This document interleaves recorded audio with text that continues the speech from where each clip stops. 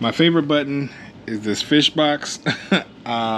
If you guys have used that button, or you know, these are stickers, not buttons, but they go on the buttons. Hit me up on IG or Facebook or TikTok. I want to see pictures or videos of your setup with the fish box, what accessory you used, and where it is on your rig, or wherever you got it. I want to see the fish box sticker and how it's going down.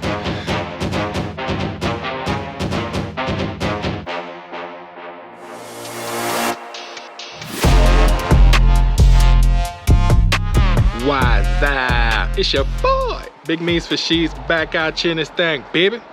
And got my softball superstar here with me. Hey. So last time you guys seen, I installed the BroachWorx tech rack. I had the AuxBeam 8-gang switch panel on there just to see where I wanted to place it and blah, blah, blah, blah. So today we're actually gonna wire that all in and get that project started. Now, you guys have probably seen plenty of videos on how to install this, or you know what it looks like, but this is just how I'm doing it in the WJ, so check it out. All right, so again, you guys can see that bad boy sitting on the tech rack. I have no stickers on there. I still got to figure out which buttons I want to go to what. But after this video, definitely stay tuned to see what I plug into this thing, because yeah, it's gonna be off the hook. So anyways, let's get to it. All right, so first and foremost, before we get to wiring that up, I gotta clear all the wiring from my old stuff I had on here, particularly this old burnt out curved 52-inch light bar that went with these light pods. Just aesthetically, these things are just, yeah, they are toe up from the flow up. They are weathered for sure, and I'm gonna take off these mounts too. Now I might freshen these up and reuse those, but the lights right now are definitely coming off. Now that I have the HK off-road roof rack, it has a spot for a 40-inch light bar, but I'm not just gonna put any regular light bar up there, so stay tuned for that. So yeah, all this lighting is coming off, and yeah, it's a little bittersweet, man. That was kind of one of the things that made this Jeep stand out, but deuces. And it's a ticket talking Mazda for the biggest. That's a comma and a comma and a comma. Gotta get it. And it's a ticket talking Mazda for the biggest. That's a comma and a comma and a comma. Gotta get it. A comma and a comma and a comma. Gotta get it. Comma and a comma. Gotta get it. And it's a ticket talking Mazda for the biggest. That's a comma and a comma and a comma. Gotta get it. A comma and a comma and a comma. Gotta get it. Comma and a comma. Gotta get it.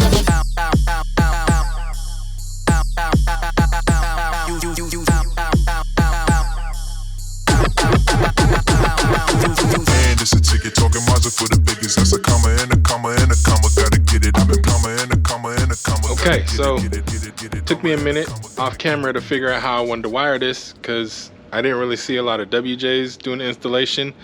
So let me just get right into it. It comes with the bracket, and then I wanted this thing as close to the battery so that I can have the fuse close to the battery, because typically anytime you run accessories like for a subwoofer or AuxBeam, anything, you know, you want to fuse it, you know, around a foot away from the battery. So trying to figure out where to do that, I basically, let me see, let me turn the light on for you. Bam, I just drilled 2 holes. I even took that little rubber piece back a little bit, drilled 2 holes. I drilled it through the plastic and through the metal there with the supplied hardware. Got the bolt underneath here, and the reason why I did through the plastic too is because I can use this to actually stick through there and get to the Phillips head on there. So yeah, behind the bracket, let me see if I can get down in there. There's a spot where there's a ground for the WJ, so I used that ground for the ground of this. There was this bracket up under there that had a few of the wires that you can see back there clipped into this, but I took this off to give me clearance, and all the wires are pretty much just tucked behind the bracket now. They're not hanging and dangling, you know, crazy or nothing, so that's cool. But I used that ground back there for this, so now I'm just gonna bolt this to the bracket and it'll sit like this. That's just kind of how I'm gonna do it. And then from here the wire's gonna come. I'll probably tuck it, you know, somewhere.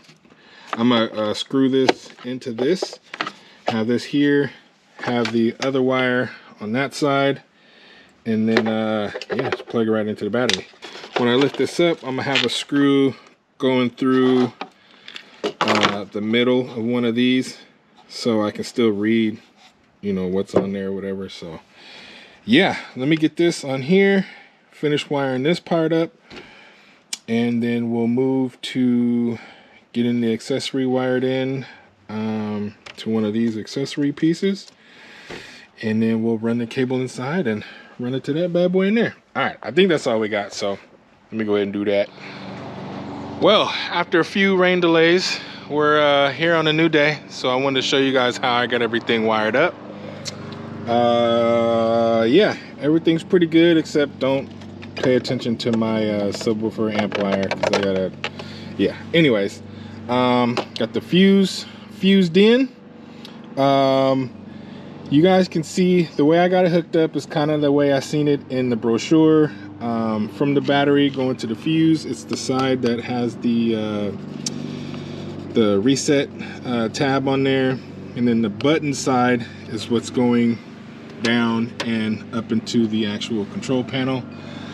From the control panel, I got the basically like the remote wire, the one you're supposed to do the fuse tap with, that actually turns the system on and on, and the control panel wire, I have those going down, routed. And in the WJ, I actually ran them behind this. Didn't really want them hanging over this or going around this way because of all the heat in here. The last time I took the or actually when I took all the light bar stuff off, man, the loom, super brittle. It just cracked. I think you can even see pieces sitting on top of the engine right there. But yeah, so I ran it around. It's up underneath. It's coming out on that side over there. I'll show you. But yeah, everything out here is pretty much buttoned up. Again, don't worry about this one. But yeah, come over here real quick. You can see it comes out over here and then just tucks in down there. I don't believe there's any interference with the hood strut right there. So down in through the firewall, and then I'll go inside and show you the rest. All right, so up under here is a fuse panel. You guys can see the fuses. I already had a fuse tap in here for a little wire cluster block that I had, and you guys can see right here, I just tapped into that wire. I need to fix that wire so it's up out of the way, but yeah, I just tapped into that one. That's on an accessory fuse that's in there, that runs in there. So I got a little bit of wire cleanup to do, but yeah, as far as the wire that goes to the actual panel itself, for me and my setup, I have it going back behind there. I'm eventually going to take that yellow tag off of there, but with this dash mount, there's a little gap up underneath there, so I have the wire tucking through there. It's up under here. I had it running basically down and around up under this and behind this weather. It's just going down the crack, and then back through here it drops down back behind the dash and then through the firewall. So that's how I routed that. So now that bad boy sitting in there clean, you know what I'm talking about. So all that's left to do is show you guys what it looks like. I turned it on the other day, but I'm gonna turn it on for you guys again real quick so you can see that I got that orange in there. Aha! Yeah, boy. Obviously, you guys know with the RGB, you can pretty much change it to whatever color you want. I did it on the app. I know there's a way to do it on the controller itself, but I haven't read that far yet. So, you know, this is where we at right now. But basically, all that's left to do is now pick out, you know, and label the buttons according to what I'm gonna plug into this bad boy and how I'm gonna do it. So let's go over the buttons. All right, so you guys probably seen what the buttons look like, you know, that come with this system, as there's lots of videos. Again, this video, you know, wasn't super in-depth unboxing about the system itself. It was more or less just how I hooked it up in the WJ. So again, these are the buttons just for reference. I'll probably use, I think for my light bar or roof rack lighting situation, I might do more of a roof light kind of deal. I think I'm gonna go the pod KC kind of style up there. I've had a light bar. I want to go something different. But yeah, and also I'm gonna look for some aftermarket lights or aftermarket stickers. If you guys know the best aftermarket stickers for these kind of panels, leave that link in the comment or just comment below where I can find those, because yeah, I want something different. Other than that, I think we're gonna go ahead and wrap this video up. Like I said, not a very in-depth video on the system itself, just more or less how I hooked it up in the WJ. But stay tuned, because the accessories I got to plug into this bad boy, you don't want to miss. All right, so appreciate you guys watching this video. If you liked it, go ahead and like that thing. If you want to share it, share that thing.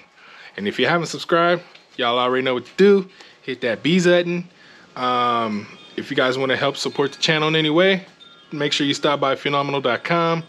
Grab yourself a hoodie because it's still kind of chilly. Or if you want to prepare for that summer, get you one of them t-shirts.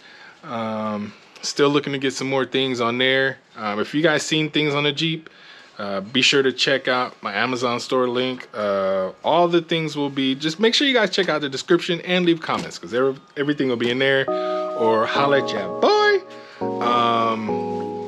Other than that, y'all already know what to do. Be easy.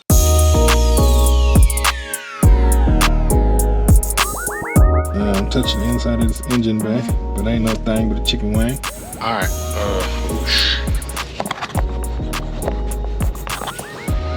All right, I'm giving you guys a shot into my engine bay.